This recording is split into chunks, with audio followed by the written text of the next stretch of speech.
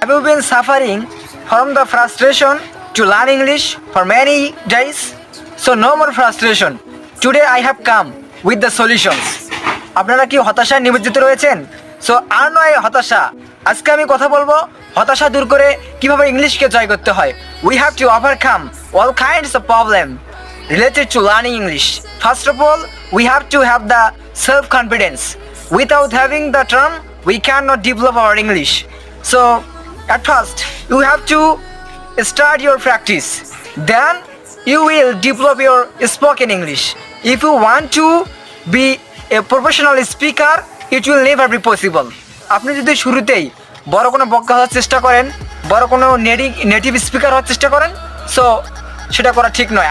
This according to my experience, at the very beginning of learning English, we must have some problems related to learning English. Say for example,